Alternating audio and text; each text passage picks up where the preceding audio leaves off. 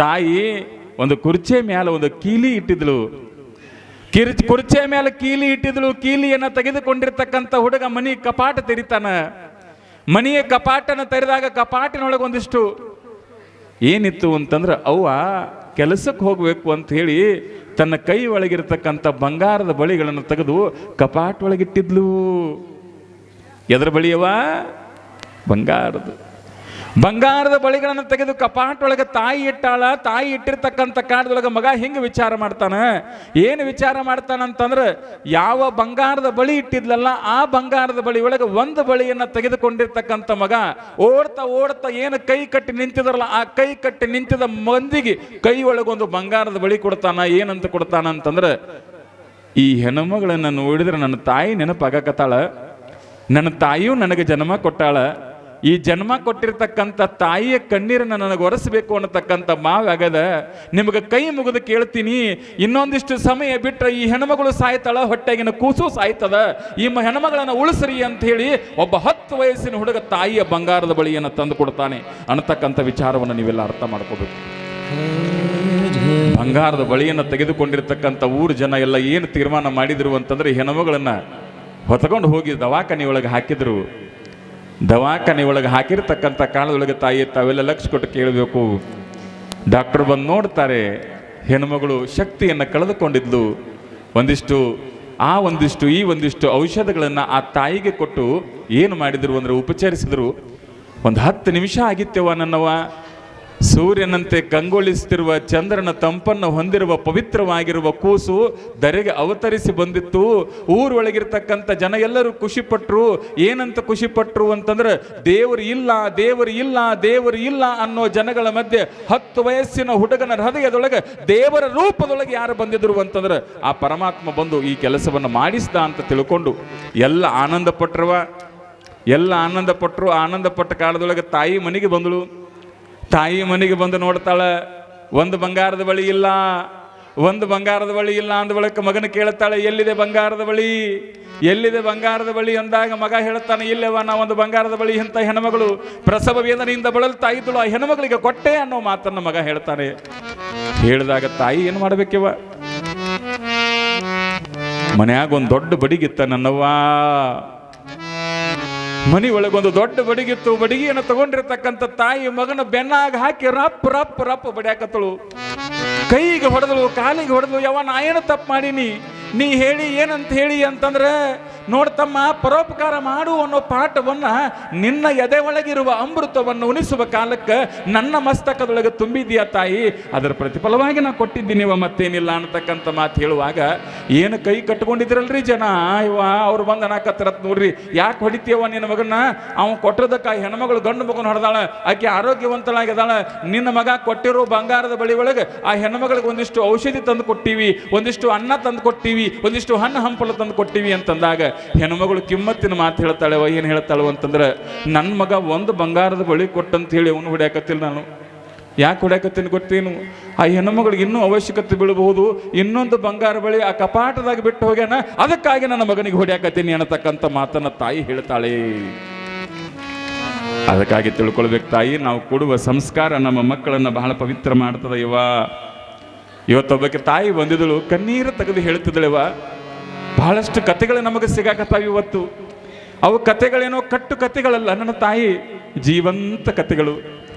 ಆ ತಾಯಿ ಬಂದು ಹೇಳಕತ್ತಾಳೆಪ್ಪ, ನನ್ನ ಮಗಗೆ ಸಾಲಿ ಕಲಿಸಿದ್ನಿ, ನನ್ನ ಮಗ ದೊಡ್ಡ ನೌಕರಿ ಒಳಗದಾಳ, ನನ್ನ ಸೊಸಿಗೂ ರೊಕ್ಕ ತುಂಬಿ ನೌಕರಿ ಹಚ್ಚಿದ್ವಿ, ಆಕಿನೂ ದೊಡ್ಡ ನೌಕರಿ ಒಳಗದಾಳ, ಇಬ್ಬರೂ ಎಲ್ಲ ಚಂದ ನೌಕರಿ ಮಾಡ್ತಕ್ಕಂಥ ಕಾಲದೊಳಗಪ್ಪ ನಾವು ಅಜ್ಜಿ ಆದಿನಂತ ಕಾಣುತ್ತೆ, ನನ್ನ ಮಗಗೆ ನಾವು ಅಜ್ಜನೇ ಆದಿನಂತ ಕಾಣುತ್ತೆಪ್ಪ, ನನ್ನ ಮಕ್ಕಳು ನನ್ನ ನೋಡವಾರಯ್ಯಪ್ಪ.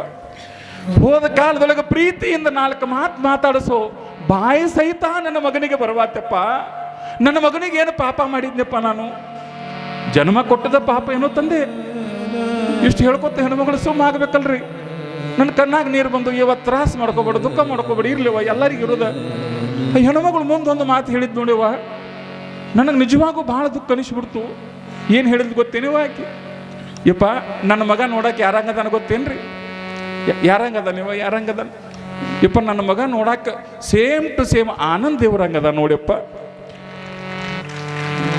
ನನ್ನ ಮಗ ನೋಡಾಕ ಸೇಮ್ ಟು ಸೇಮ್ ಯಾರ ತದ್ರೂಪ ಐತಿ ಅಂದ್ರೆ ಆನಂದ ದೇವರ ತದ್ರೂಪ ಐತಪ್ಪ, ನನ್ನ ಮಗನ ಮುಖ ನೋಡೋದು ನನಗೆ ಆಗೋದಿಲ್ಲ ಅಂತೇಳಿ ನಿನ್ನೇನು ಆನಂದ ದೇವರ ಫೋಟೋ ತಂದಿದ್ರಲ್ಲಪ್ಪ, ಒಂದು ಫೋಟೋ ತಗೊಂಡು ಬೆಳತನ ಆ ಮುಖ ನೋಡಿನಿ ಅನ್ನತಕ್ಕಂಥ ಮಾತನ್ನ ಆ ತಾಯಿ ಹೇಳ್ತಿದ್ದಳು ಅಂತಂದ್ರೆ ನನಗೆ ಭಾಳ ನೋವು ಅನಿಸೋದು ಏನು ಅಂತಂದ್ರೆ, ನಮಗೆ ಜನ್ಮ ಕೊಟ್ಟಕ್ಕೆ ಅಷ್ಟೇ ನಮ್ಮ ತಾಯಿ ಅಂತ ನಾವು ತಿಳ್ಕೊಂಡಿರ್ಬೋದಿವ. ಆದರೆ ನಾವು ಊರೂರು ತಿರುಗಾಡೋ ಕಲಾವಿದರು, ನಾವು ಊರೂರು ತಿರುಗಾಡೋ ಕಲಾವಿದರವ. ನಿಮ್ಮಂಥವ್ರು ತೆವಿ ಮೇಲೆ ಅರಳಿಸಿ ಕೊಟ್ಟ ರೊಟ್ಟಿ ಉಂಡವ್ರು ನಾವು ಯವ್ವ. ನಿಮಗೂ ಅವ್ವ ಅವ್ವ ಅಂದವರು, ನಮ್ಮ ಹೆತ್ತ ತಾಯಿಗೂ ಅವ್ವ ಅವ್ವ ಅಂದವ್ರವ್ವ ನಾವು. ಹಂಗಂದ್ಬೇಕು ನಮ್ಮ ತಾಯಿ ಅಷ್ಟು ದೊಡ್ಡಕ್ಕೆ ಅಂದ್ರೆ ಹೆಂಗೆವ, ನಮ್ಮ ಹೆತ್ತ ತಾಯಿ ಎಷ್ಟು ದೊಡ್ಡಕ್ಕೆವ, ನೀವು ಅಷ್ಟು ದೊಡ್ಡವರದಿರಿ ಅನ್ನತಕ್ಕಂಥ ಭಾವ ನಮ್ಮ ಹೃದಯದೊಳಗೆ ಐತಿ ಅಂತೇಳಿ. ಭೂಮಿ ತೂಕದ ತಾಯೇ ನೀ ನನ್ನ ಹಡೆದವ್ವ,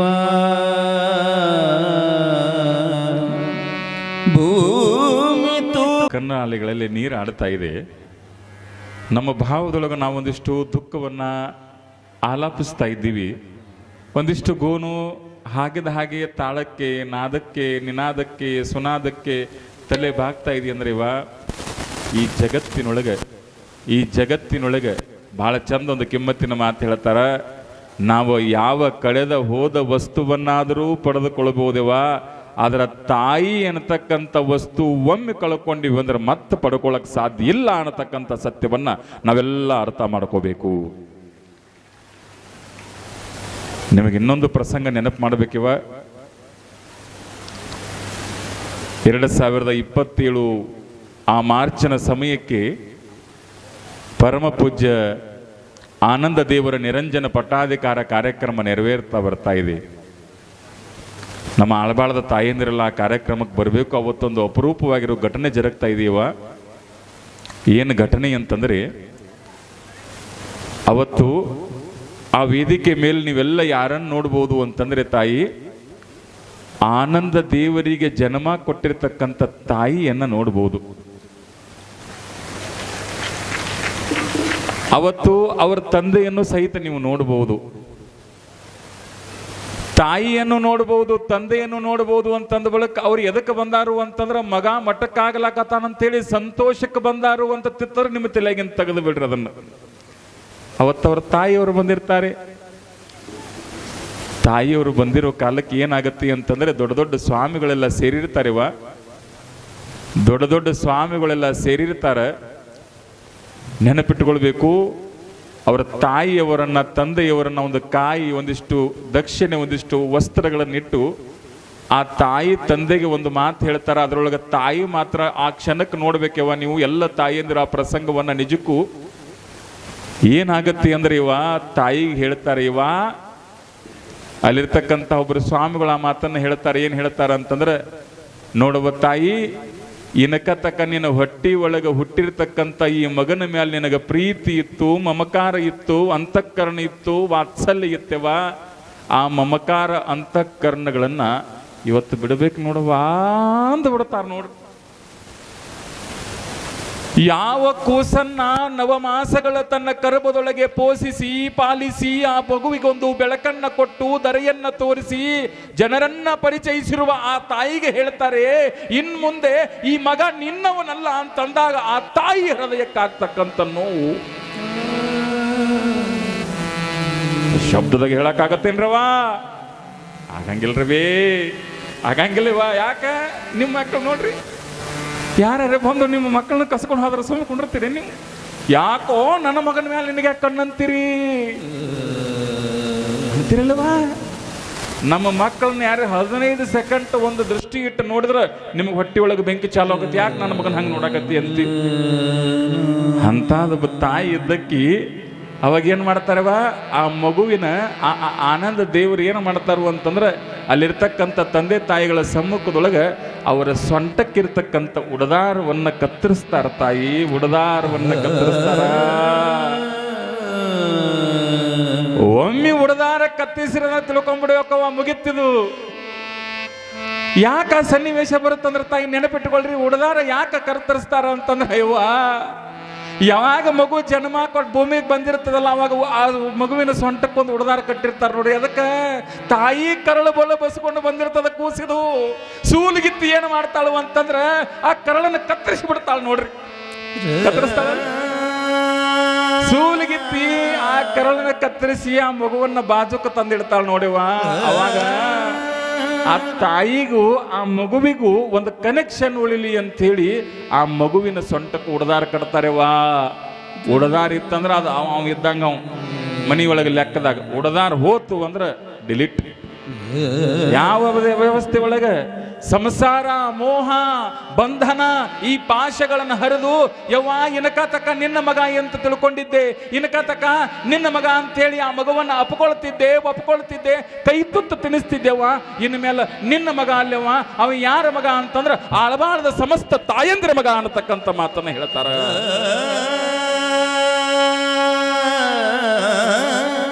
ನೋಡ್ರಿ ಸನ್ಯಾಸಿ ಬದುಕಿ ಹೆಂಗಿವ, ಎಷ್ಟು ಚಂದ ಇರುತ್ತೆ ನೋಡ್ರಿ. ಅದಕ್ಕಾಗಿ ಎದಕ್ಕೆ ಬಂದಾರ ಗೊತ್ತೇನ್ರಿ ಅಪ್ಪಗಳು? ಇವತ್ತು ಎದಕ್ಕೆ ಬಂದಾರ ಇವ ನಮ್ಮವ್ವ? ಎದಕ್ಕೆ ಬಂದಾರಿ? ನಿಮ್ಮ ಕಣ್ಣಾಗ ನೀರು ಬರಬಾರ್ದಂತ ಬಂದಾರ. ಆದ್ರೆ ನಾ ಏನು ಮಾಡಲಿ, ಪುರಾಣ ಹೇಳಿ ನಿಮ್ಮ ಕಣ್ಣಾಗ ನೀರು ಹಾಕ್ಸಲಕತ್ತೇನೆ ನೋಡಿವ. ನನಗಂತ ಪಾಪ ಹತ್ತಬೇಕು ಹೇಳ್ರಿ. ಯಾಕೆ ನಿಮಗೆ ಹೇಳಬೇಕವ್ವ. ಯಾಕೆ ಹೇಳಬೇಕು ಅಂತಂದ್ರೆ ಇವತ್ತು ಆನಂದ ದೇವ್ರು ಎಂತಹ ಬದುಕನ್ನು ಬದುಕಲಾಕತ್ತಾರ, ಆನಂದ ದೇವರು ಎಂತಹ ಪವಿತ್ರವಾಗಿರೋ ಬದುಕನ್ನು ಬದುಕಲಾಕತ್ತಾರ ಅಂತಂದ್ರೆ ಅವ್ರಿಗೆ ಅಣ್ಣ ಅದಾರ, ತಂದೆ ಅದಾರ, ಅನೇಕ ಜನ ಅವರಿಗೆ ಸಂಬಂಧಿಕರದಾರ. ಒಂದು ಮಾತು ನೆನಪಿಟ್ಟುಕೊಳ್ಬೇಕು, ಬಹಳಷ್ಟು ಜನ ಸ್ವಾಮಿಗಳು ನಮ್ಮ ರಕ್ತ ಸಂಬಂಧದವರು ಮಠದೊಳಗೆ ಇರಬೇಕು ಅನ್ನೋ ಭಾವ ಇರ್ತದೆ. ಆದ್ರೆ ನಮಗೆ ಸಂಬಂಧ ಇಲ್ಲ, ನಿಮಗೆ ಸಂಬಂಧ ಇಲ್ಲ, ಯಾರಿಗೂ ಸಂಬಂಧ ಇಲ್ಲ. ಮಠದೊಳಗೆ ಯಾರೂ ರಕ್ತ ಸಂಬಂಧಿಗಳಿಲ್ಲ. ಮಠದೊಳಗೆ ಯಾರದಾರ ಅಂದ್ರೆ ಭಕ್ತರ ಸಂಬಂಧವನ್ನ ಇಟ್ಕೊಂಡಿರ್ತಕ್ಕಂಥ ಭಕ್ತರದಾರ ಎನ್ನತಕ್ಕಂಥದನ್ನ ತಿಳ್ಕೊಬೇಕು. ನಾವು ಅದಕ್ಕಾಗಿ ಅವ್ರನ್ನ ಪ್ರೀತಿಸೋದು ನೋಡ್ರಿ, ಅದಕ್ಕಾಗಿ ಅವ್ರನ್ನ ಗೌರವಿಸೋದು ನೋಡ್ರಿ. ನಿಮ್ಗೆ ಬರ್ತಾವೆ, ನಾವು ಕಣ್ಣ ನೀರು ಬರ್ತಾವೇನು? ರೊಕ್ಕ ಕೊಡ್ತೀವಿ ಅಂದ್ರೆ ಒಳಂಗಿಲ್ಲವ ಈಗ. ಗೊತ್ತತೆ ನಿಮಗೆ? ಮೊನ್ನೆ ಬೆಂಗಳೂರಾಗ ನಮ್ಮ ಪವನ್ಯಾರ ಒಬ್ರು ಸತ್ತಿದ್ರಿ ಅವ್ವ. ಮಣ್ಣು ಕೊಡಕ್ಕೆ ಹೋಗಿದ್ ನಾನು. ಮತ್ತು ಅವ್ರು ಬೇಕಲ್ಲ ನಿಮ್ಗೆ ಗೊತ್ತಿಲ್ಲ. ಅವ್ರಂದ್ರೆ ಹೆಂಗ? ಈಗ ನಾವು ರಕ್ತ ಸಂಬಂಧ ಕಳ್ಳ ಸಂಬಂಧ ಹೊದಿತಾರ ಅದು ಬೆಳತಾನ ಅಳ್ತೀವಿ ನಾವು. ಡಂಕನ್ ಜಕ್ಕನ್ ಬಂತ ಅಳಕ್ ಚಾಲೋನ. ಆದ್ರೆ ಬೆಂಗಳೂರಾಗ ಅಳಾವ್ರು ಬಂದಿದ್ರಿ ಅವ್ರೇನು ನಮ್ಮ ಸಂಬಂಧಿಕರಲ್ಲ, ನಮ್ಮ ಬೀಗರಲ್ಲ, ನಮ್ಮ ಬಿಜ್ರಲ್ಲ. ಯಾರು ಅಖಿಲ ಭಾರತ ಅಳುವವರ ಸಂಘ 11,000 ರೂಪಾಯಿ ಕೊಟ್ರ ಆಡಾಡ್ಕೊಂಡು ಅಳ್ತಾರತ್ರಿ. ಏನ್ರಿ 11,000 ರೂಪಾಯಿ ಕೊಟ್ರ ಆಡಾಡ್ಕೊಂಡು ಅಳ್ಕೋತಾರಂತ. 21,000 ರೂಪಾಯಿ ಕೊಟ್ರ ಮೈಯಾಗ ದೇವ್ರು ಬಂದಂಗೆ ಅಳ್ತಾರಂತ.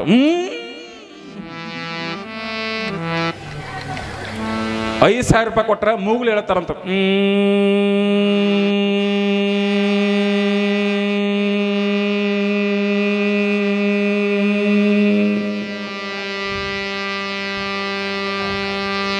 ಅಪ್ಪಗೊಳತ್ತಾರ. ಇಲ್ಲಿ ಮ್ಯಾಲೆ ನೀವು ಹೋಗಿರಿ, ನಿಮ್ಮ ನಳಕ್ಕೆ ಅವ್ರನ್ನ ಕರ್ಸೋದಾಗಿತ್ತದ. ಇಲ್ಲೇ ಒಂದು ಯಾವ್ದಾರ ಜಾಗ ನೋಡ್ರವ, ನೋಡ್ರಿ. ಈ ಕೆಮ್ಮ ಕತ್ತರಿ ಇಟ್ಲ ಊಟ ನಗಾಕ ಹಂಗಾಗಿತ್ತೇವ. ಬಹಳ ಮಜಾ ಐತಿದೆ. ಅದಕ್ಕಾಗಿ ತಾವೆಲ್ಲ ಅಂತಹ ಒಂದು ಅದ್ಭುತವಾಗಿರುವ ಸನ್ನಿವೇಶವನ್ನು ಕಣ್ಣು ತುಂಬಿಕೊಳ್ಬೇಕಾಗಿದ್ದರೆ ಅಜ್ಜೋರ್ ಪಟ್ಟಾಧಿಕಾರಕ್ಕೆ ನಾವೆಲ್ಲರೂ ಸಹಿತ ಕಾತುರದಿಂದ ಕಾಯೋಣ ಅನ್ನತಕ್ಕಂಥ ಮಾತನ್ನು ಈ ವೇದಿಕೆ ಮೂಲಕ ಹೇಳ್ತಾ, ಬದುಕಿನೊಳಗೆ ಒಂದಿಷ್ಟು ಭವ್ಯತೆ, ಧನ್ಯತೆ, ಒಂದಿಷ್ಟು ಅರ್ಥಪೂರ್ಣ ಆಗಬೇಕಾಗಿತ್ತು ಅಂತಂದ್ರೆ ನಮ್ಮ ಬದುಕು ಒಂದಿಷ್ಟು ಸಮಾಜಮುಖಿ ಆಗಿರಲಿ, ನಮ್ಮ ಬದುಕು ಒಂದಿಷ್ಟು ಅರ್ಥಪೂರ್ಣ ಆಗಿರಲಿ ಅನ್ನತಕ್ಕಂಥ ಮಾತನ್ನು ಹೇಳಕತ್ತೀನಿ. ಈ ಕ್ಷಣದೊಳಗೆ ಇನ್ನೊಂದು ಮಾತು ನೆನಪು ಮಾಡ್ಕೋಬೇಕು ನಾವು. ಏನು ಅಂತಂದ್ರೆ ನಾವು ಅಲ್ಲಿ ಚಳಿಕೇರಿ ಅಂತೇಳಿ ಒಂದು ಕಾರ್ಯಕ್ರಮಕ್ಕೆ ಹೋಗಿದ್ದೀವಿ ರೀ. ಎಲ್ಲಿ ಅಂತಂದ್ರೆ ಬೆಂಗಳೂರು ಸನಿ ಬರ್ತದ್ರದು. ಚಳಿಕೇರಿ ಅನ್ನತಕ್ಕಂಥ ಸಮೀಪ ಒಂದು ಕಾರ್ಯಕ್ರಮಕ್ಕೆ ಹೋದಾಗ ಅಲ್ಲಿ ಒಬ್ಬರು ಶಾಸಕರಿದ್ರು. ಅವ್ರು ಶಾಸಕರು ಏನು ಮಾಡಿದ್ರು ಅಂತಂದ್ರೆ ಚೆಕ್ ಡ್ಯಾಮ್ ಕಟ್ಟಿಸಿದ್ರಿ. ಚೆಕ್ ಡ್ಯಾಮ್ ಅಂದ್ರೆ ನೀರು ಆ ಕಡೆ ಈ ಕಡೆ ಹೋಗ್ಲಾರ್ದಂಗೆ ನೀರು ರಕ್ಷಣೆ ಮಾಡಬೇಕು ಅಂತೇಳಿ ಚೆಕ್ ಡ್ಯಾಮ್ ಕಟ್ಟಿಸಿದ್ರು. ಆ ಕಾರ್ಯಕ್ರಮದ ಸ್ವಾಮಿಗಳೊಬ್ಬರು ಸಾನ್ನಿಧ್ಯ ವಹಿಸಿದ್ರು. ಸಾನ್ನಿಧ್ಯ ವಹಿಸಿ ಮಾತನಾಡ್ತಕ್ಕಂಥ ಕಾಲದೊಳಗೆ ಚಿತ್ರದುರ್ಗದ ಚಳಿಕೇರಿಯ ಶಾಸಕರಿಗೆ ಆ ಸ್ವಾಮಿಗಳು ಒಂದು ಮಾತು ಹೇಳಿದರು. ಅವ್ರು ಬೆಂಗಳೂರಿನೊಳಗೆ ಬಹಳ ದೊಡ್ಡ ನಮ್ಮ ಸಿದ್ಧಗಂಗೆ ಸ್ವಾಮಿಗಳು ಅಂತ ಕಾಣಿಸ್ತದ. ಏನು ಹೇಳಿದರು ಅಂತಂದ್ರೆ, ನೋಡ್ರಿ ನೀವು ಇವತ್ತು ಚೆಕ್ ಡ್ಯಾಮ್ಗಳನ್ನು ನಿರ್ಮಾಣ ಮಾಡಿ ನೀರು ಸಂಗ್ರಹ ಮಾಡಕತ್ತೀರಿ ಸ್ವಾಮಿ.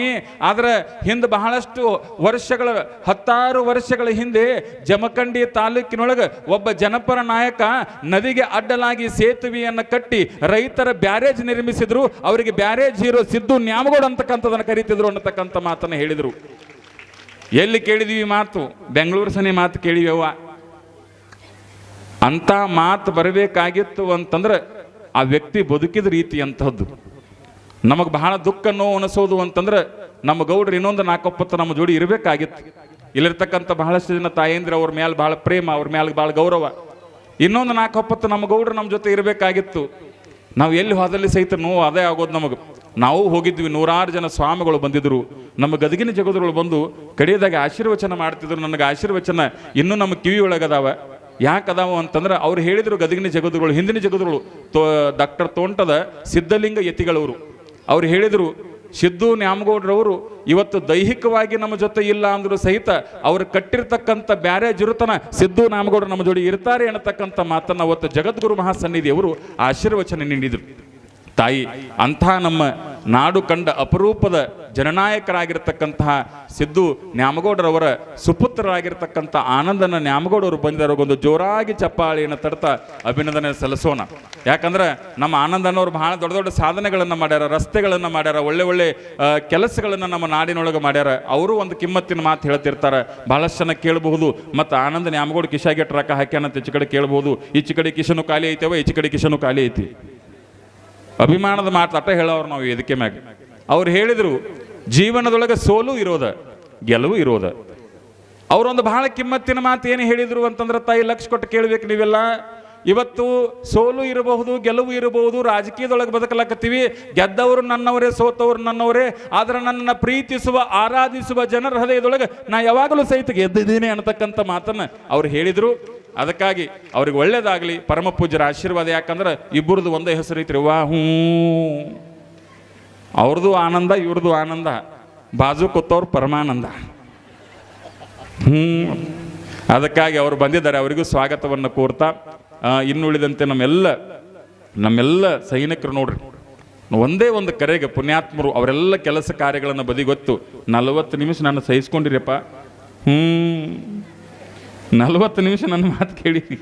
ಅದಕ್ಕಾಗಿ ತಾವೆಲ್ಲ ತಮ್ಮ ಕೆಲಸ ಕಾರ್ಯಗಳನ್ನು ಬದಿಗೊತ್ತಿ ಓಲೆ ಮಟ್ಟದ ಒಂದು ಒಲವಿನ ಕರೆಗೆ ಹೋಗೊಟ್ಟ ನೀವು ಬಂದಿದ್ದೀರಲ್ಲ, ಆ ದೇಶದ ಗಡಿಯನ್ನು ಕಾಯ್ದಿರುವ ಸೈನಿಕರಿಗೆ, ದೇಶಕ್ಕಾಗಿ ಪ್ರಾಣವನ್ನು ಸಲ್ಲಿಸಿರುವ ಆ ಸೈನಿಕರ ಧರ್ಮ ಪತ್ನಿಗಳಿಗೆ ಒಂದು ಜೋರಾಗಿ ಚಪ್ಪಾಳಿಯನ್ನು ತಡ್ತಾ ನಮ್ಮ ವೇದಿಕೆಗೆ ಸ್ವಾಗತ ಮಾಡೋಣ. ಇವತ್ತು ಅನೇಕ ಜನ ಮಹಾತ್ಮರು, ಪುಣ್ಯಾತ್ಮರು, ಯೋಗಿಗಳು, ಶಿವಯೋಗಿಗಳು, ತ್ಯಾಗಿಗಳು, ಮಹಾತ್ಮರು ಈ ಪುಣ್ಯದ ನೆಲದ ಮೇಲೆ ಪಾದವನ್ನಿಟ್ಟಿದ್ದನ್ನು ಪವಿತ್ರ ಕಾಶಿಯನ್ನಾಗಿ ಮಾಡ್ಯಾರವ. ಮಹಾತ್ಮರ ಪಾದ ಇಟ್ಟದ್ದಕ್ಕೆ ಕಾಶಿ ಆಗ್ಯದ. ಇದು ಮಹಾತ್ಮರ ಪಾದ ಇಟ್ಟದಕ್ಕೆ ಪುಣ್ಯದ ನೆಲ ಆಗ್ಯದ. ನಮ್ಮಪ್ಪ ಅಮೋಘ ಸಿದ್ಧನಿಂದ ಅವಿಮುಕ್ತ ಕ್ಷೇತ್ರ ಆಗ್ಯದ, ಸಿದ್ಧಾರೂಢರಿಂದ ಸಿದ್ಧಿ ಕ್ಷೇತ್ರ ಆಗ್ಯದ. ಇವತ್ತು ಸೈನಿಕರ ಆಗಮನ ಆಗಿ ಇದು ಭಾರತದ ಕ್ಷೇತ್ರವಾಗ್ಯದ, ಭಾರತದ ಶಕ್ತಿಯ ತವರೂರಾಗ್ಯದ ಅನ್ನತಕ್ಕಂಥ ಮಾತನ್ನು, ದೇಶಭಕ್ತಿಯ ಕ್ಷೇತ್ರ ಆಗಿದೆ ಅನ್ನತಕ್ಕಂಥ ಮಾತನ್ನು ಹೇಳ್ತಾ ಬಹಳ ಸುಂದರವಾಗಿ ತಾವೆಲ್ಲ ಬಂದು ಕಾರ್ಯಕ್ರಮದೊಳಗೆ ಭಾಗವಹಿಸಿದ್ದೀರಿ. ಇವತ್ತು ನಾ ಜಾಸ್ತಿ ಮಾತಾಡಂಗಿಲ್ಲವ, ಇನ್ನೂ ಮಾತಾಡಬೇಕಾಗಿತ್ತು ಅಂತಂದ್ರೆ ನಿಮ್ಮ ಊರಿಗೆ ಬರ್ತಾನ. ನಮ್ಮ ಚಿಗ ಹೋಗ್ಬೇಕು, ಒಟ್ಟ ನೀ ಊರಿಗೆ ಹೋಗ್ಬೇಡ, ನೀ ಎಷ್ಟು ರೊಕ್ಕ ತಗೋತೀವ ಇಲ್ಲಿ ಇರೋಣಕತ್ತಾಳಕಿ. ಯವ್ವ ಏನು ಮಾಡೋದು, ನಾವು ಬುಕ್ ಆಗೇವು, ಮುಂದಿನ ಊರಿಗೆ ಹೋಗಬೇಕವ್ವ. ಮತ್ತೆ ಇನ್ನೊಮ್ಮೆ ಯಾವಾಗಾರ ಬಂದಾಗ ನಿಮ್ಮ ಜೋಡಿ ಒಳ್ಳೆ ವಿಚಾರಗಳನ್ನ ಹಂಚ್ಕೊಂಡು ಅನ್ನತಕ್ಕಂಥ ಮಾತನ್ನು ಹೇಳ್ತಾ ಒಂದು ಕಡೆಯದಾಗಿ ಒಂದು ಮಾತು ಹೇಳ್ಬೋದು. ಯಾಕಂದ್ರೆ ಸಮಯ ಮುಗಿದತ್ತೇವ ನಂದ. ಆದರೂ ನಿಮ್ಮನ್ನು ನೋಡಿ ಹೊಟ್ಟೆಯಾಗಿ ಬೆಂಕಿ ಕಲಸಲಾಯ್ತು ನನಗೆ. ಇನ್ನೊಂದು 4 ದಿವಸ ಯಾಕಿರಬಾರ್ದಿತ್ತೇವ.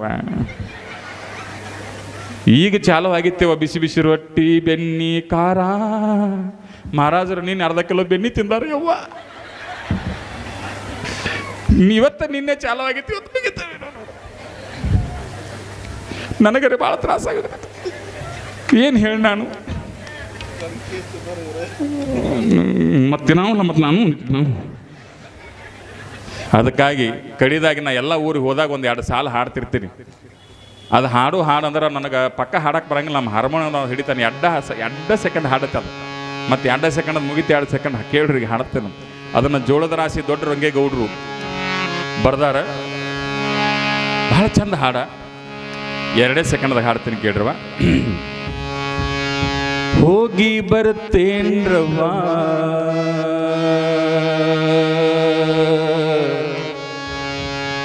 ನಮ್ಮೂರಿಗೆ,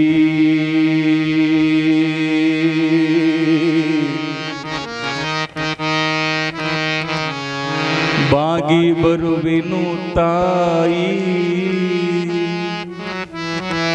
ಈ ನಿಮ್ಮ ಆಳಬಾಳಿಗೆ.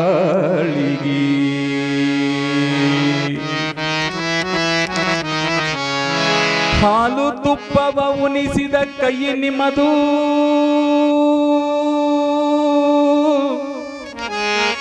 ಮರೆಯಲ್ ಹೆಂಗವ್ವ ನಿಮ್ಮನ ತಾಯೇ,